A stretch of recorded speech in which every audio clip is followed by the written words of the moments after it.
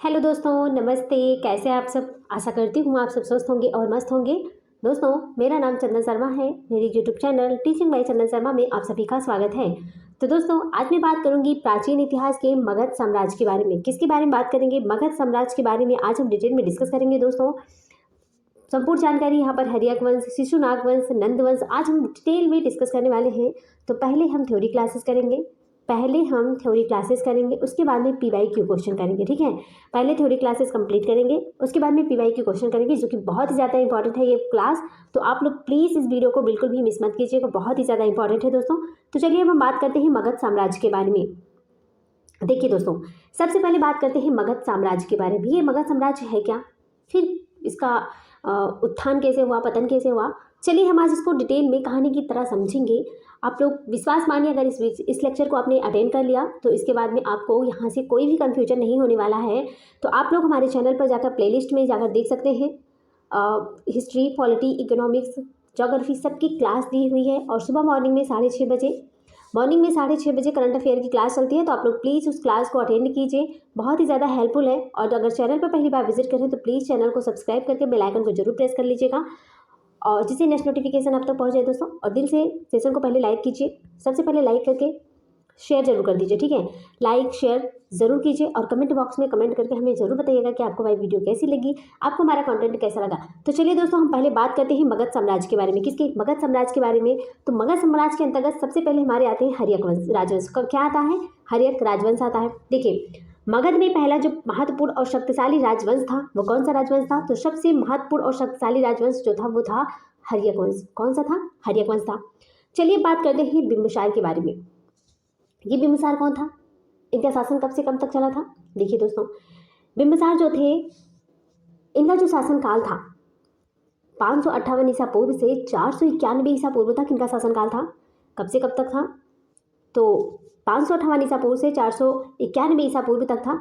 बिंबिसार ये भाटिया का पुत्र था। किसका पुत्र था? भाटिया का पुत्र था।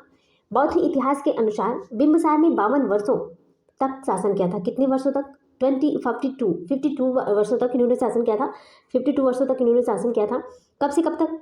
544 ईसा पूर्व से 492 ईस्वी तक। देखिए, अलग अलग डाटा दिया गया हुआ है। चलिए आगे देखते हैं दोस्तों। बुद्ध के समकालीन एवं न्याय अनुयायी भी थे। ये जो बिंबिसार थे ये बुद्ध के समकालीन और अनुयायी थे। उन्हें महावीर का प्रशंसक भी कहा जाता है, जो उनके समकालीन भी थे। तो महावीर के प्रशंसक कौन थे? बिंबिसार थे। ये बुद्ध के समकालीन और अनुयायी भी थे। क्या थे? समकालीन और अनुयायी थे। चलिए आगे देखते हैं दोस्तों।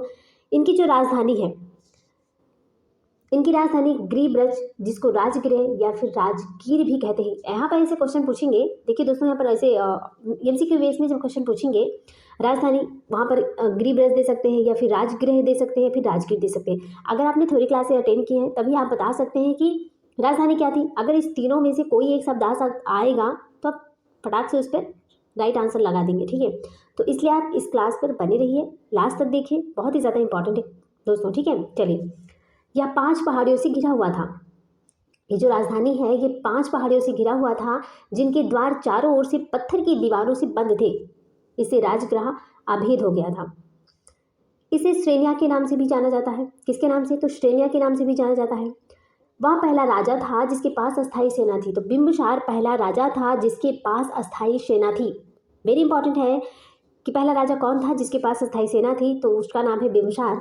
और इनके नेतृत्व में मगध प्रमुखता से उभरा था। बिंबिसार के समय में, इनके शासनकाल में जो मगध साम्राज्य था ये प्रमुखता से क्या हुआ था? उभरा हुआ था। कैसा हुआ? अब उभरा।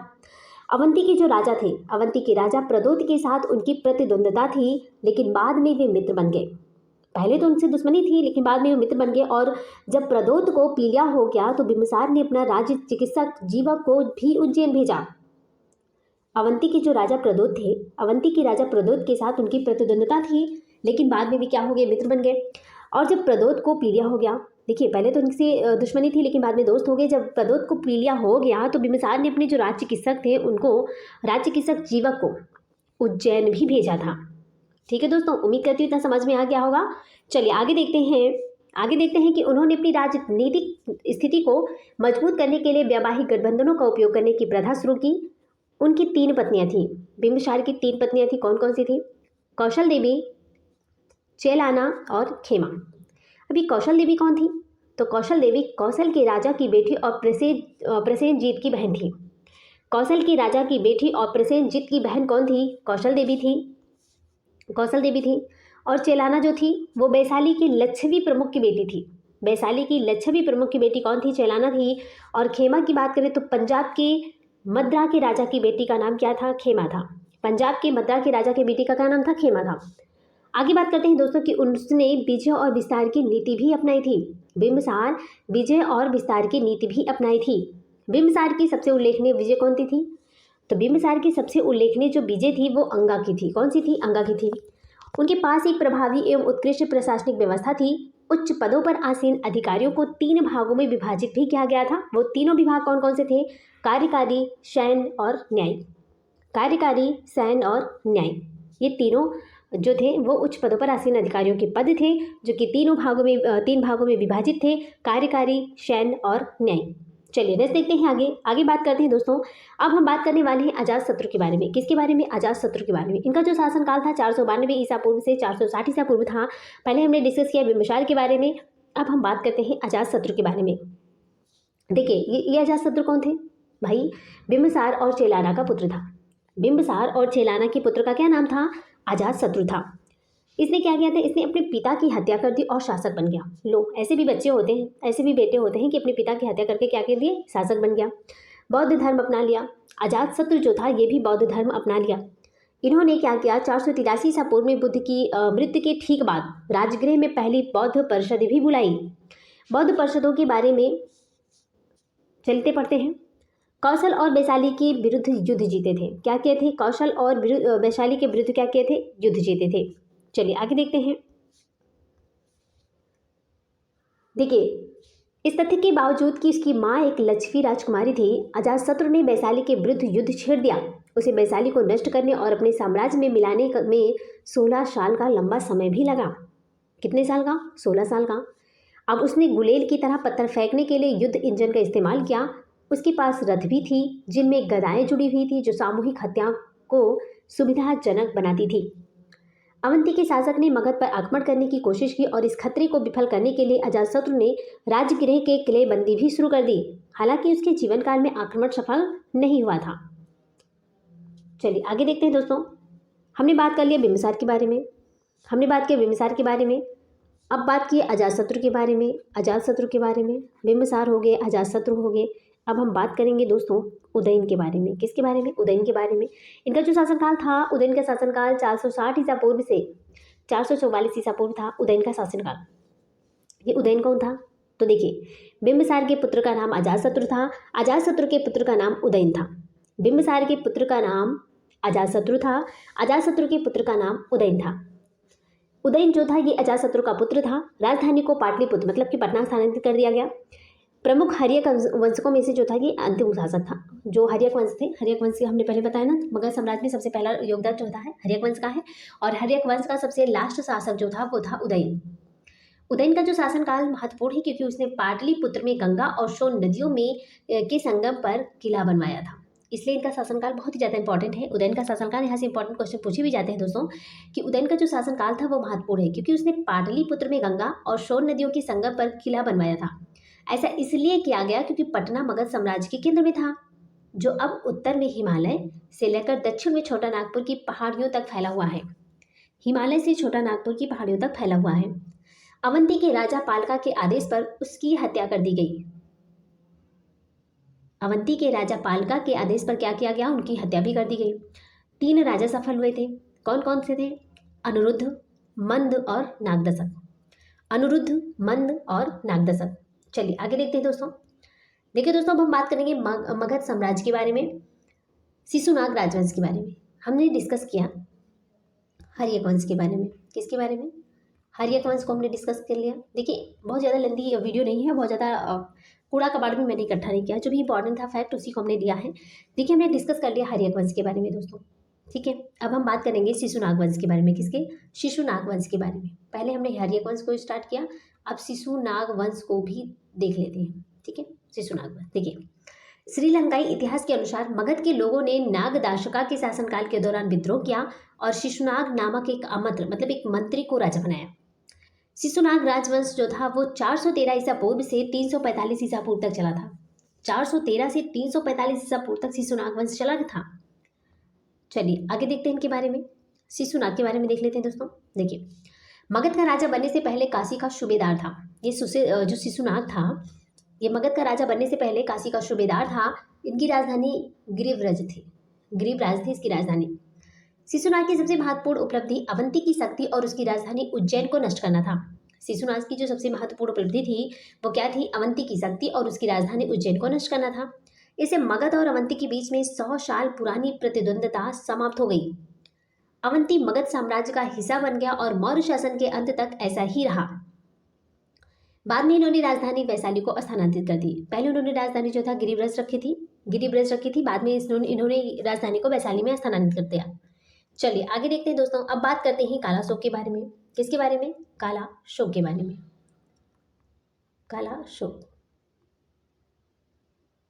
कालाशोक देखिए, शिशुनाग का पुत्र काकवड़ के नाम से भी जाना जाता था। ये जो कालाशोक थे ये शिशुनाग का पुत्र था। इनको काकवड़ के नाम से भी जाना जाता था। कालाशोक की जो राजधानी थी, राजधानी को उन्होंने पाटलिपुत्र में स्थानांतरित कर दिया। उन्होंने वैशाली में द्वितीय बौद्ध संगति का संचालन भी किया। कालाशोक वैशाली में द्वितीय बौद्ध संगति का संचालन भी किया। वेरी इंपॉर्टेंट क्वेश्चन है दोस्तों, ये पॉइंट बहुत ज़्यादा इंपॉर्टेंट है कि द्वितीय बौद्ध संगति के संचालन कौन करता था? तो द्वितीय बौद्ध संगति के संचालन जो थे वो कालाशोक थे। कौन थे? कालाशोक थे। वह एक महल क्रांति में मारा गया। कालाशोक जो था वो एक महल क्रांति में मारा गया जिसने नंद वंश को सिंहासन पर बैठाया। नंद वंश को सिंहासन पर किसने बैठाया? तो वह एक महल क्रांति में मारा गया जिसने नंद वंश को सिंहासन पर बैठाया। ठीक है, चलिए आगे देखते हैं। देखिए दोस्तों, अब हम बात करते हैं नंद वंश के बारे में। हमने डिस्कस किया हर्यक वंश को, फिर हमने देखा शिशुनाग वंश, और अब हम देख रहे हैं नंद वंश के बारे में। देखिए, यह पहला गैर क्षत्रिय राजवंश था और यह 345 ईसा पूर्व से 321 ईसा पूर्व तक चला। पहला जो शासक था महापद्म नंद था, जिसने कालाशोक की गद्दी पर कब्जा कर लिया था। क्या किया था? कालाशोक की गद्दी पर कब्जा कौन कर लिया था? नंदवंश कर लिए थे। ये एक गैर क्षत्रिय राजवंश थे। इनका जो शासनकाल था 345 से 321 ईसा पूर्व में था। चलिए आगे देखते हैं। बात करते हैं दोस्तों महापद्म नंद के बारे में। इन्होंने भारत का पहला ऐतिहासिक सम्राट कहा जाता है। वेरी इंपॉर्टेंट पॉइंट है ये कि भारत का पहला ऐतिहासिक सम्राट किसे कहा जाता है? तो भारत का पहला ऐतिहासिक सम्राट महापद्म नंद को कहा जाता है। चंद्रगुप्त मौर्य भारत के प्रथम सम्राट हैं। चंद्रगुप्त मौर्य जो हैं ये भारत के प्रथम सम्राट हैं। उसने राजा बनने के लिए कालाशोक की हत्या भी कर दी थी।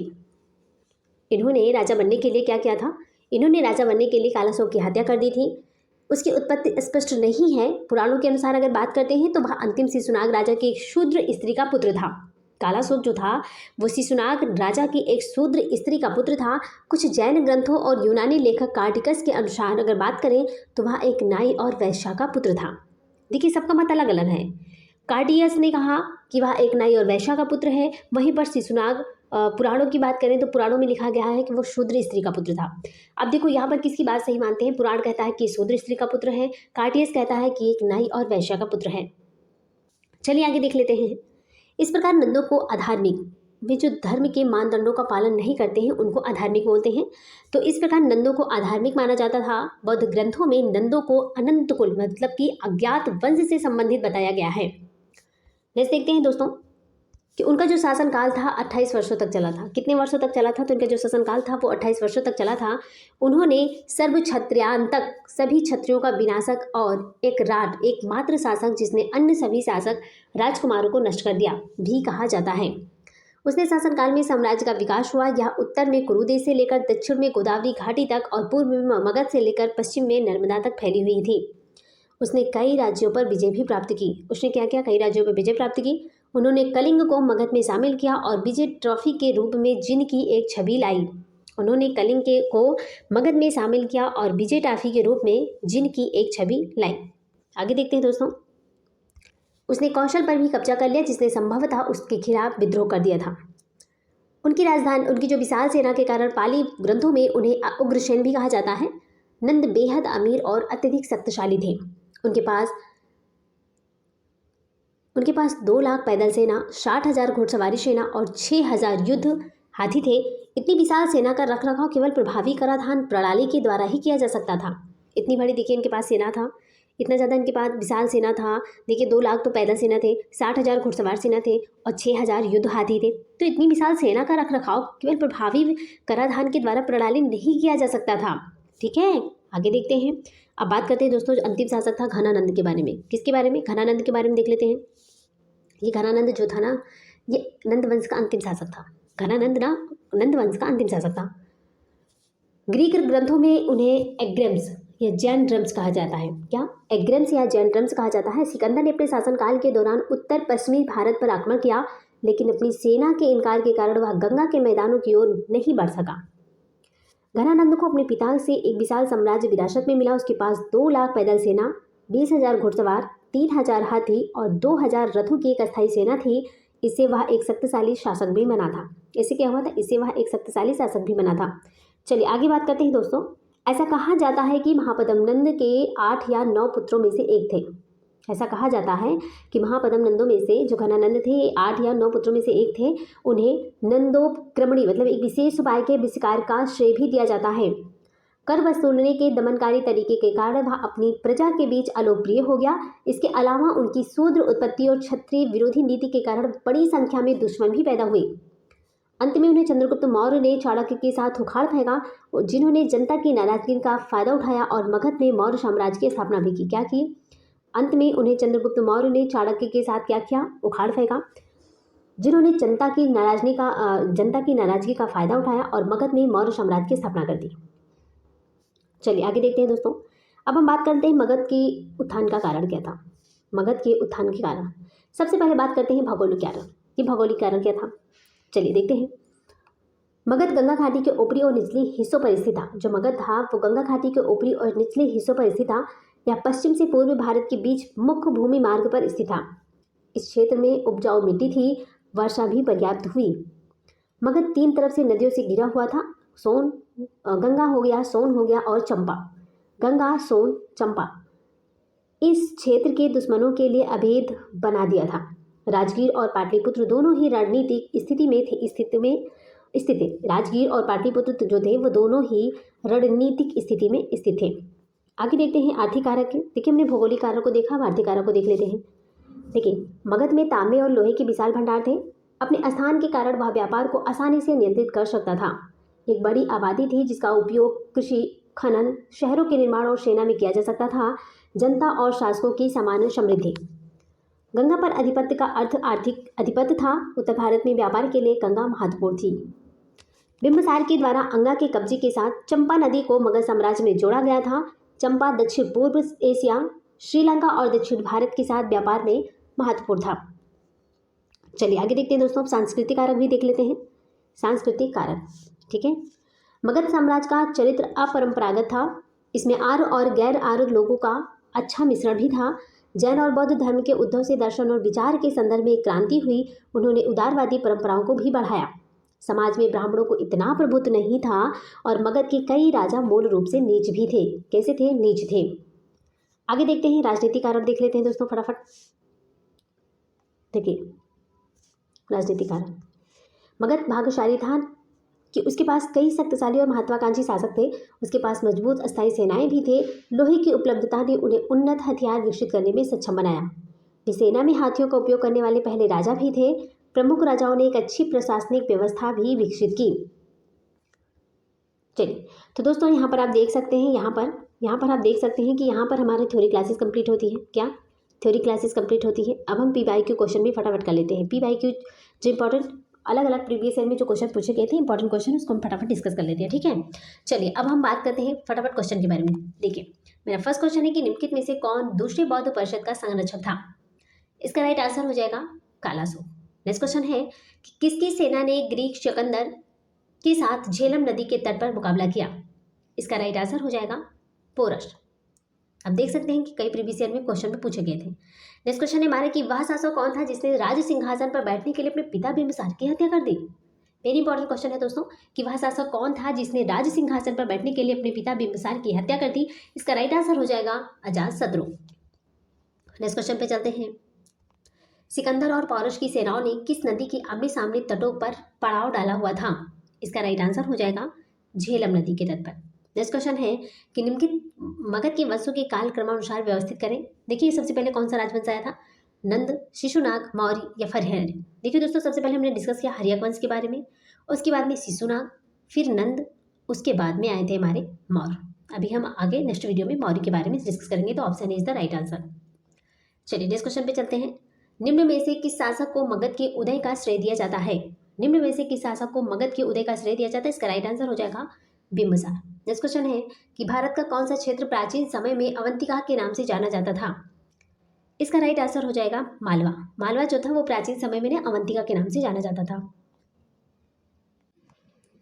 नेक्स्ट क्वेश्चन पे चलते हैं। आजीवक एक संप्रदाय था, चरवाक द्वारा स्थापित संप्रदाय, बुद्ध के समकालीन या बौद्धों से अलग हुई एक शाखा या फिर शंकराचार्य के द्वारा स्थापित संप्रदाय? तो आजीवक एक संप्रदाय था बुद्ध के समकालीन। क्या था? इसका राइट आंसर हो जाएगा बुद्ध के समकालीन। नेक्स्ट क्वेश्चन है कि मौर्य वंश के बाद किस वंश ने मगध पर शासन किया था? इसका राइट आंसर हो जाएगा शुंग वंश। नेक्स्ट क्वेश्चन पे चलते हैं। नालंदा विश्वविद्यालय कहाँ है? नालंदा विश्वविद्यालय कहाँ है? इसका राइट आंसर हो जाएगा बिहार में। तो नालंदा विश्वविद्यालय कहाँ पर है? बिहार में है। नेक्स्ट क्वेश्चन है कि चेदी वंश का प्रसिद्ध शासक राजा खारवेल किस क्षेत्र से था? चेदी वंश का प्रसिद्ध शासक राजा खारवेल किस क्षेत्र से था? इसका राइट आंसर हो जाएगा कलिंग से। नेक्स्ट क्वेश्चन पे चलते हैं। उस साम्राज्य का नाम जिसने पहली बार युद्ध में हाथी का इस्तेमाल किया? उस साम्राज्य का नाम जिसने पहली बार युद्ध में हाथी का इस्तेमाल किया? इसका राइट आंसर हो जाएगा मगध। नेक्स्ट क्वेश्चन है उस गणतंत्र का नाम बताइए जो 6ठी शताब्दी से पूर्व 8 राज्यों का एक संघ था? इसका राइट आंसर हो जाएगा वज्जी। नेक्स्ट क्वेश्चन पे चलते हैं। तो दोस्तों यहाँ पे हमारे क्वेश्चन समाप्त होते हैं। Thanks for watching. दिल से बने रहने के लिए दोस्तों अगर आप हमारी वीडियो पर पहली बार विजिट कर रहे हैं या पहली बार आप हमें सुन रहे हैं तो प्लीज़ इस चैनल को सब्सक्राइब करके बेल आइकन को जरूर प्रेस कर दीजिएगा, जिससे नेक्स्ट नोटिफिकेशन आप तक जरूर पहुंचे दोस्तों। और आप कोई वीडियो कैसी लगी प्लीज़ इस वीडियो को दिल से लाइक कर दीजिएगा और दिल से कमेंट करके जरूर बताइएगा कि आपको हमारी वीडियो कैसी लगी, आपको हमारा कंटेंट कैसा लगा। तो प्लीज़ कमेंट करना बिल्कुल मत भूलिएगा। और दोस्तों इस वीडियो को ज़्यादा से ज़्यादा लोगों को शेयर कीजिए जिससे उन्हें भी बेनिफिट मिल सके। बहुत ही ज़्यादा इंपॉर्टेंट क्लास है दोस्तों, तो आप प्लीज़ इस वीडियो को बिल्कुल भी मिस मत कीजिएगा, बहुत ही ज़्यादा इंपॉर्टेंट है। ठीक है, तो ज़्यादा से ज़्यादा लोगों को शेयर करो, लाइक करो, कमेंट करो। आपकी अगर कोई पर्सनल क्वेरी भी है फिर भी आप कमेंट के माध्यम से आप हमसे पूछ सकते हो, हम उसका रिप्लाई ज़रूर देंगे दोस्तों। ठीक है, और ज़्यादा से ज़्यादा इसे शेयर करो जिससे दूसरों को भी बेनिफिट मिल सके। बहुत ही ज़्यादा इंपॉर्टेंट क्लास है। देखिए आप देख सकते हैं हमारे चैनल पर पहले हम थ्योरी क्लासेस करवाते हैं, उसके बाद में पीवाई के क्वेश्चन कराते हैं और मॉर्निंग में सुबह करंट अफेयर की क्लास चलती है। अगर आप लोग हमारा सपोर्ट नहीं करेंगे तो करंट अफेयर की क्लास हम बंद कर देंगे। ठीक है, अगर आप हमारे साथ बने रहेंगे तो हम आपसे ज़्यादा आपको देने की कोशिश करेंगे और अच्छा कंटेंट देने की कोशिश करेंगे। तो आप लोग चैनल पर बने रहिए और ज़्यादा से ज़्यादा लोगों को शेयर कीजिए, लाइक कीजिए, सब्सक्राइब कर दीजिएगा। तो चलिए दोस्तों इसी के साथ हम मिलते हैं नेक्स्ट वीडियो में। तब तक के लिए bye bye, take care, see you.